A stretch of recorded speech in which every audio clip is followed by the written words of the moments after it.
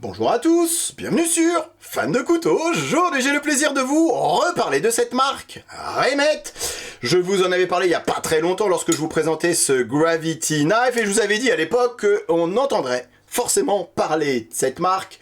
C'est chose faite aujourd'hui avec des couteaux beaucoup plus accessibles financièrement que ceux que j'avais pu vous présenter dans la dernière vidéo que j'avais faite sur Remet. Je vous avais présenté ce magnifique Wild Species avec un manche en titane anodisé du M390. Aujourd'hui, Remet nous sort une version beaucoup plus accessible financièrement. Alors, exit le titane, exit le M390, bonjour le G10, bonjour le 14C28N, mais on est sur un couteau qui ne coûte que 55 $.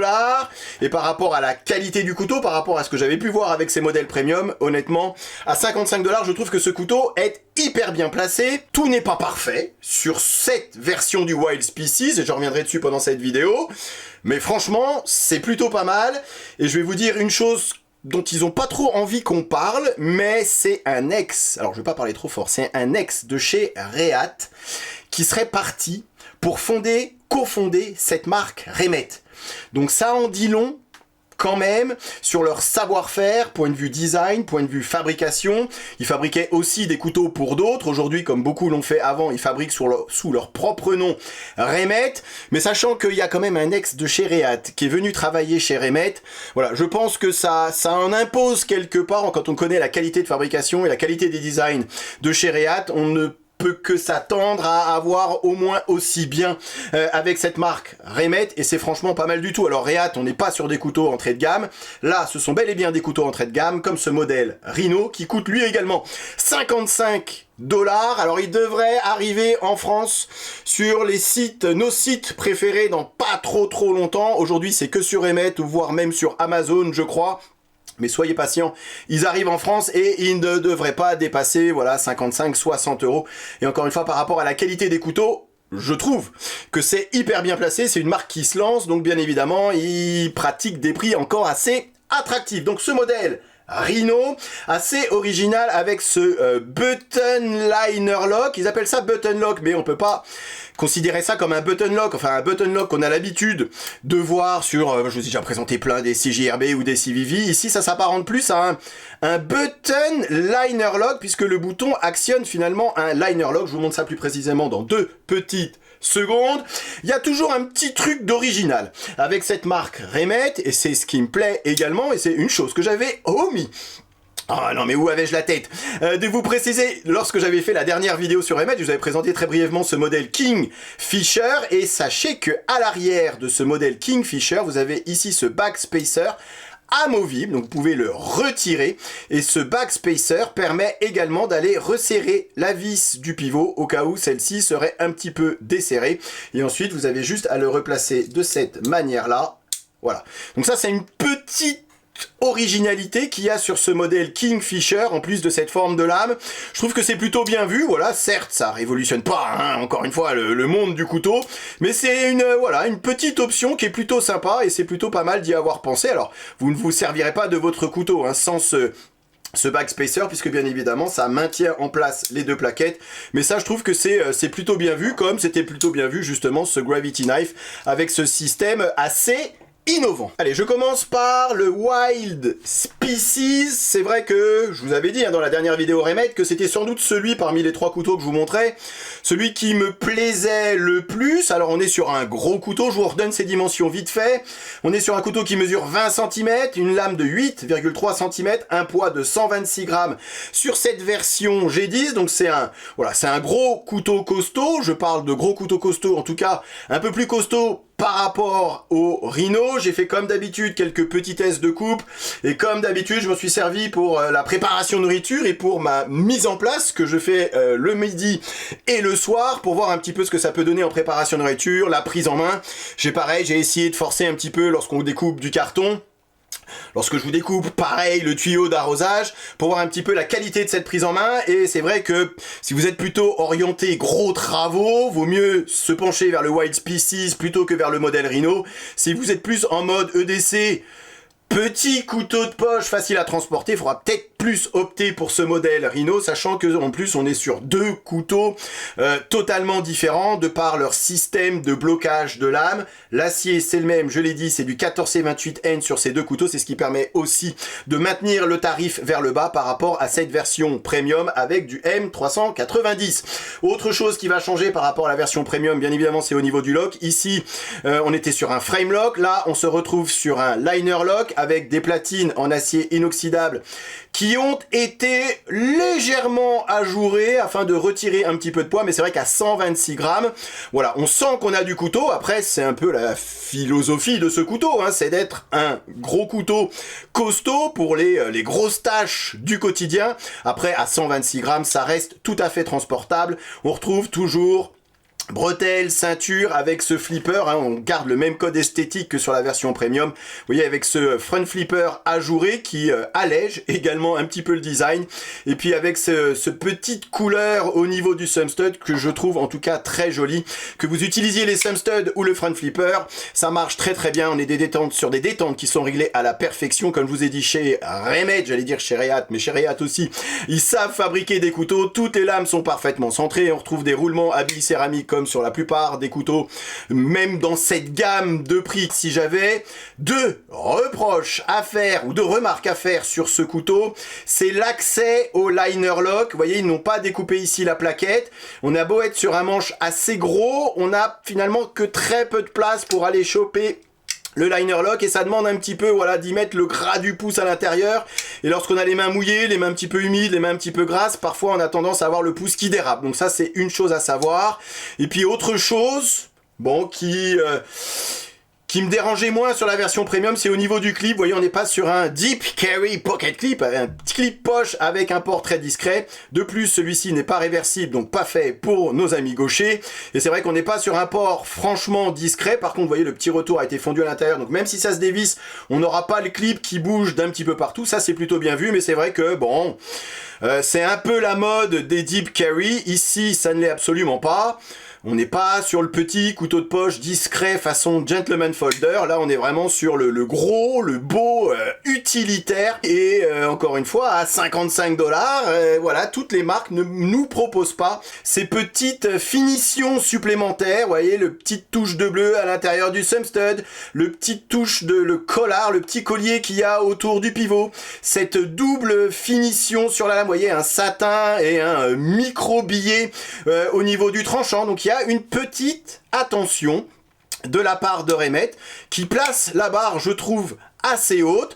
Après, sachez-le, comme je viens de vous le préciser, tout n'est pas parfait sur ce couteau. Mais encore une fois, pour ceux qui recherchent un bon gros couteau costaud, un vrai utilitaire, je ne peux que vous conseiller ce modèle Wild Species. Et j'ai gardé le meilleur pour la fin. Alors, pour ceux qui auraient regardé la première vidéo Remet, vous n'allez plus rien comprendre, puisque je vous avais dit que j'avais eu un petit coup de cœur pour ce modèle Wild Species, et j'ai toujours un coup de cœur pour ce modèle Wild Species, au moins en termes de design. J'aime beaucoup ce qu'ils ont fait chez Remet, vous voyez, avec cette lame ici, qui est dans le prolongement du manche, et c'est vrai qu'en termes de prise en main, on a la main qui est très proche du tranchant, du coup un excellent contrôle du couteau, alors, et de la lame. Alors oui, on n'a peut-être pas la sécurité que peut nous offrir un flipper, vous savez, un flipper tab qui va dépasser, ou une garde, ou comme ici d'ailleurs, hein, lorsqu'on a l'index ici dans l'encoche, on est assez loin du tranchant, et c'est vrai qu'on a une petite sécurité supplémentaire, mais c'est justement ce qui donne à ce modèle Wild Species ce côté, voilà, ce côté que j'aime bien, ce côté original, et puis ce design comme ça, avec ces petites vagues. Voilà, bon, j'aime bien le Wild Species, mais c'est vrai que lorsque j'ai utilisé un petit peu en alternance ces deux couteaux, j'ai eu presque plus de plaisir à utiliser ce modèle Rhino, puisqu'on est plus sur un couteau taille couteau de poche, et c'est vrai que pour moi qui transporte un couteau tous les jours dans ma poche, je préfère avoir le modèle Rhino que le modèle Wild Species. C'est moins gros, c'est moins lourd, c'est moins encombrant. Ici, le couteau mesure que 18,6 cm, donc vous voyez, on passe sous ma barre psychologique des 19 cm, on est sur une lame de 8 cm, c'est pas une toute petite lame non plus, et le couteau ne pèse que 102 grammes par rapport aux 126 grammes du Wild Species. Voilà, on sent dans la poche qu'on a un petit peu moins de couteau, c'est moins encombrant, c'est moins lourd, et c'est presque tout aussi capable qu'un modèle Wild Species, puisque ce couteau, Certes, il est génial pour toutes les petites tâches du quotidien, mais on sent, en termes de construction, en termes de robustesse, de solidité, qu'on va pouvoir lui en demander un petit peu plus. Disons qu'on pourra réaliser des tâches un petit peu plus typées utilitaires que simplement se couper une petite rondelle de saucisson ou se préparer un casse-dalle. Vous voyez ce que je veux dire? Ce couteau est également capable d'en faire beaucoup en termes de solidité. Du coup, on se rapproche quelque part en termes d'utilisation d'un Wild Species tout en étant sur une taille un petit peu plus réduite et sur un couteau beaucoup plus facilement transportable que le Wild Species. C'est pour ça, quelque part, que je préfère transporter ce modèle Rhino. Alors après, si vous aimez pas le marronasse du G10 ici, sachez qu'il existe d'autres couleurs, mais toujours avec cette double finition. Et pareil, si vous aimez pas ce full black, il existe d'autres couleurs de micarta et des lames satin, mais ce que j'aime bien finalement sur ce modèle full black, même si je suis pas un grand amateur des lames noires, c'est justement ce côté tout noir avec juste ce petit collier toujours autour du pivot bleu qui donne un petit pop de couleur, un petit côté classe, un petit truc en plus que j'aime beaucoup, puis c'est cette forme de lame également que j'aime beaucoup sur le modèle Rhino. On retrouve ce tranchant, cette lame drop point sur ces deux couteaux. C'est tranchant, je le dis trop souvent, mais hyper polyvalent, avec une zone plate et du belly à ce niveau-là, comme sur le Wild Species, mais j'aime bien ce qu'ils ont fait au niveau du dos de la lame, il a été travaillé. Ce dos de lame, c'est justement ce qui lui donne à cette lame ce côté original, avec ici cette encoche qui va également servir à ouvrir le couteau. Ici, je dois le préciser, il s'agit de la V2. Ils avaient sorti une V1 qu'ils avaient eu quelques problèmes sur la V1 en termes de fluidité, en termes de rétention, je crois, au niveau de la lame. Là, c'est réglé sur cette V2 qui n'est... Voilà, la V1 n'est plus disponible, mais on est bel et bien ici sur la V2 et cette V2 fonctionne à merveille. C'est ce côté original, ils appellent ça un button lock. Alors, c'est un button lock, puisque c'est un bouton qui sert à bloquer la lame. Maintenant, ça ne fonctionne pas tout à fait pareil que d'autres button lock qu'on a l'habitude de rencontrer sur certains CVV ou chez CJRB, puisque ici, ce button lock actionne le liner lock qui se trouve en bas, comme un liner lock. On n'est pas non plus sur un compression lock, on pourrait penser qu'on est sur un compression lock, comme sur le Paramilitary 2, chez Spyderco par exemple, absolument pas. On est bel et bien sur un button liner lock. Vous voyez, lorsque j'appuie sur le bouton, ça désengage le liner lock. Vous avez ici bel et bien une bille de rétention pour maintenir la lame en position fermée, donc c'est pas du tout un button lock comme on a l'habitude de voir des button lock. C'est bel et bien un button liner lock avec une rétention de lame qui est juste parfaite, une ouverture avec les thumb studs qui fonctionne à merveille, et ici vous avez juste appuyé sur le bouton pour relâcher la lame et la lame redescend toute seule grâce au roulement à billes en céramique. Non, ça fonctionne vraiment très bien pour ceux qui aiment les button lock et qui aiment les liner lock. Ici vous avez deux en un. On sent qu'on est en présence d'un couteau robuste, costaud, capable d'en faire un petit peu plus que simplement les petites tâches du quotidien. Grâce à un tranchant fin, mais pas trop. Je trouve que justement on a ce bon compromis entre un tranchant relativement fin, ce qui va lui permettre d'être un bon trancheur, très bien pour la préparation de nourriture, mais pas exagérément fin, donc assez durable pour des tâches un petit peu plus hard, un petit peu plus costaud. Et puis avec ce manche assez carré, assez épais également, on est sur un couteau qu'on a très bien en main.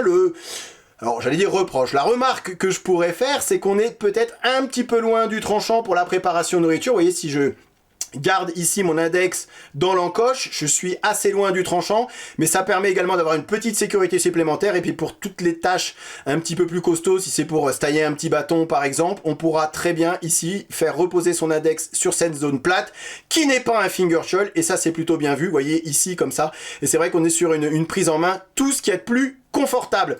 L'ouverture se fait par 3 moyens différents, et oui, 2 ne suffisaient pas, il fallait en trouver un troisième. Vous avez les thumb studs qui fonctionnent le mieux, vous avez le front flipper, et vous avez ici pareil cette petite encoche, et vous pouvez l'ouvrir avec le Spidey Flick, le doigt du milieu, et là où également ça fonctionne très bien. Regardez juste l'emplacement de ces thumb studs qui ne sont pas des stop pins, hein, ils ne font pas office de stop pin, vous avez bel et bien le stop pin qui se trouve juste ici, mais ils sont idéalement placés, ils ne rentrent que très peu en contact ou dans le sens du tranchant, et ça pareil c'est plutôt bien vu, ça ne gâche pas de tranchant lors de la préparation de nourriture. Non, vraiment on est en présence d'un excellent couteau avec une forme de lame, disons un dos de lame assez original, et puis ce système de button liner lock, pareil, assez original, clip poche, et je terminerai par là, qui n'est pas réversible, donc pas fait pour les gauchers. Par contre, deep carry, oui, et puis le petit retour du clip qui est bel et bien fondu à l'intérieur de la plaquette en micarta.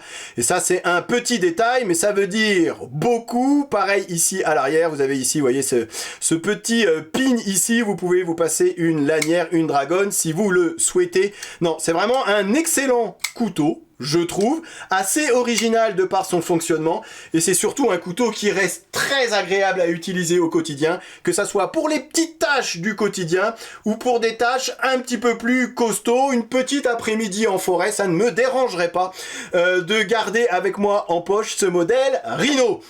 Et ben voilà! Que demander de plus aujourd'hui? Finalement, vous avez du premium pour ceux qui veulent du premium, et vous avez également de l'entrée de gamme pour ceux qui ne voient pas forcément l'intérêt de dépenser plus de 200 € pour un couteau. Allez, moi, je vais m'arrêter là. Je vous remercie d'avoir regardé cette vidéo et je vous dis à très bientôt sur Fan de Couteau. Salut. Présentation, comparaison avec d'autres modèles et test de coupe en fin de vidéo comme d'habitude. Ok, allez, voyons voir ce que ça donne. Rasoir. Encore une fois, les goûts et les couleurs. C'est simple et efficace. Je suis faible, j'achète.